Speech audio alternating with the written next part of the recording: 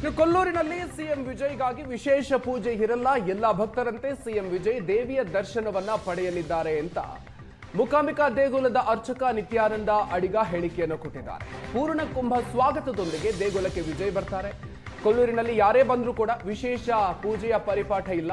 ಈ ಹಿಂದೆ ತಮಿಳುನಾಡಿನ ಹಲವು ಗಣ್ಯರು ಕೊಲ್ಲೂರಿಗೆ ಬಂದಿದ್ರು ಅಂತ ಅರ್ಚಕರು ಹೇಳಿಕೆಯನ್ನು ಕೊಟ್ಟಿದ್ದಾರೆ.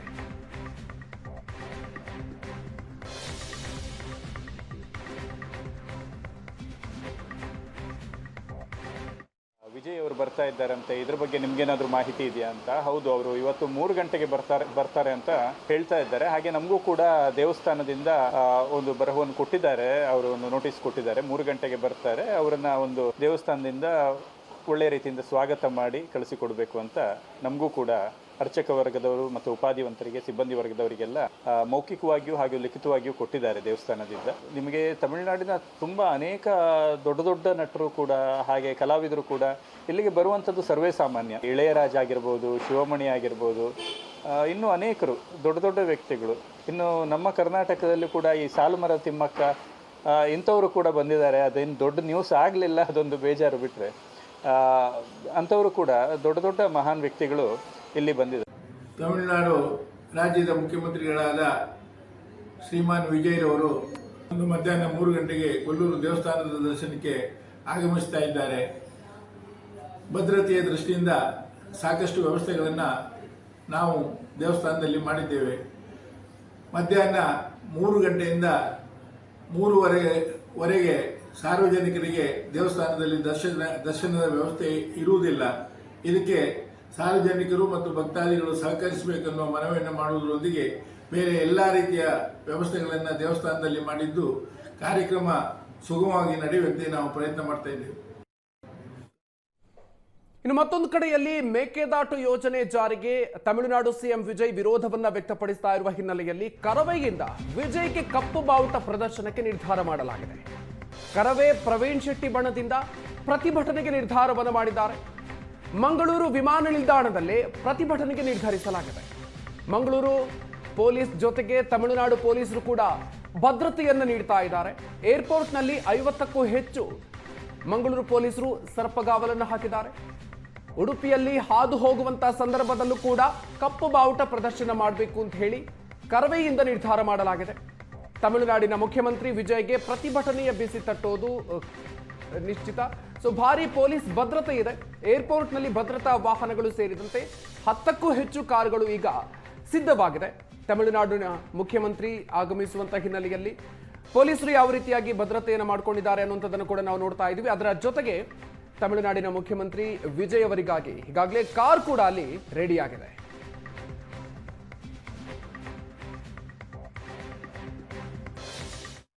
ಎಸ್, ತಮಿಳುನಾಡು ಮುಖ್ಯಮಂತ್ರಿ ವಿಜಯ್ ಜೋಸೆಫ್ ಇವತ್ತು ಕೊಲ್ಲೂರು ಮೂಕಾಂಬಿಕೆ ದೇವಸ್ಥಾನಕ್ಕೆ ಭೇಟಿ ನೀಡಲಿಕ್ಕಿರುವಂಥದ್ದು. ಹೀಗಾಗಿ ಅವರು ನೇರವಾಗಿ ದೆಹಲಿಯಿಂದ ಮಂಗಳೂರು ವಿಮಾನ ನಿಲ್ದಾಣಕ್ಕೆ ಆಗಮಿಸ್ತಾರೆ. ಅಲ್ಲಿಂದ ರಸ್ತೆ ಮಾರ್ಗವಾಗಿ 125 ಕಿಲೋಮೀಟರ್ಗಳನ್ನು ಕ್ರಮಿಸಿ ಕೊಲ್ಲೂರಿಗೆ ಹೋಗ್ಲಿಕ್ಕಿರುವಂಥದ್ದು. ಹಾಗಾಗಿ ಮಂಗಳೂರು ಏರ್ಪೋರ್ಟ್ನಲ್ಲಿ ನಾನೀಗಿದ್ದೀನಿ.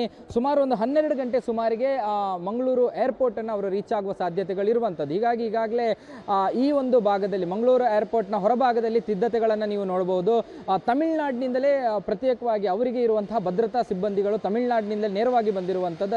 ಅದರ ಜೊತೆಗೆ TN ರಿಜಿಸ್ಟ್ರೇಷನ್ ನಂಬರ್ ಪ್ಲೇಟ್ನ ಮುಖ್ಯಮಂತ್ರಿಗಳಿಗಾಗಿ ಹೋಗ್ಲಿಕ್ಕೋಸ್ಕರನೇ ವಿಜಯ್ಗಾಗಿ ಪ್ರತ್ಯೇಕವಾದ ಸೆಕ್ಯೂರಿಟಿ ವಾಹನಗಳು, ಅವರು ಹೋಗುವಂಥ ವಾಹನಗಳ ಜೊತೆಗೆ ಅವರ ಎಸ್ಕಾಟ್ ವಾಹನಗಳು ಕೂಡ ತಮಿಳುನಾಡಿನಿಂದಲೇ ಪ್ರತ್ಯೇಕವಾಗಿ ಆಗಮಿಸಿರುವಂಥದ್ದು. ಯಾಕಂದರೆ ಒಂದು ಕಡೆಯಲ್ಲಿ ಮೇಕೆದಾಟು ವಿಚಾರದಲ್ಲಿ, ಅಂದರೆ ಮೇಕೆದಾಟು ವಿಚಾರಕ್ಕೆ ಸಂಬಂಧಪಟ್ಟಂತೆ ಈಗಾಗಲೇ ಕನ್ನಡ ಪರ ಸಂಘಟನೆಗಳು ವಿಜಯ್ ವಿರುದ್ಧ ಆಕ್ರೋಶಗೊಂಡಿರುವಂಥದ್ದು.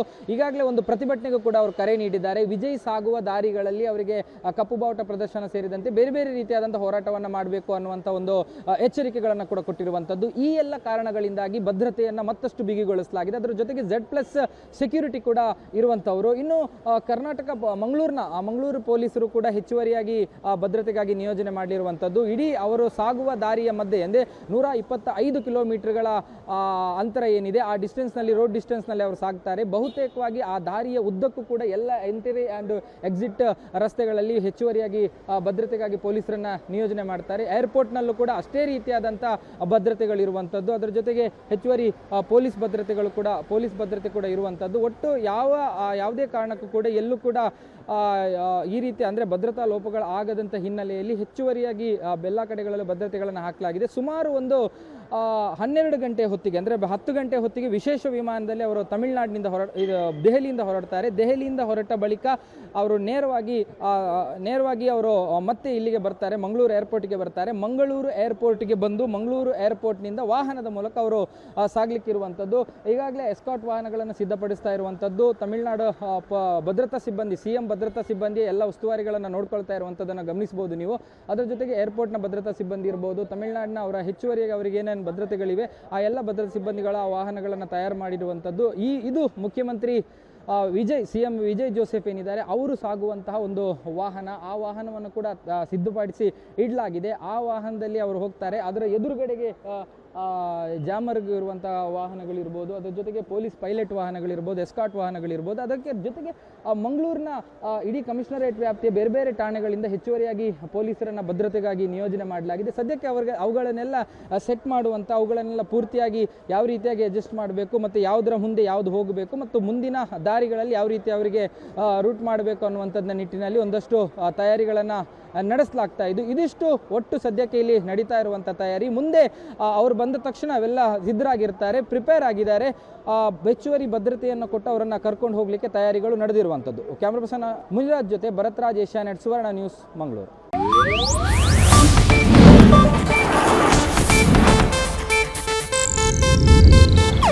ಇದು ಏಷ್ಯಾನೆಟ್ ನ್ಯೂಸ್ ನೆಟ್ವರ್ಕ್ ಪ್ರಸ್ತುತಿ.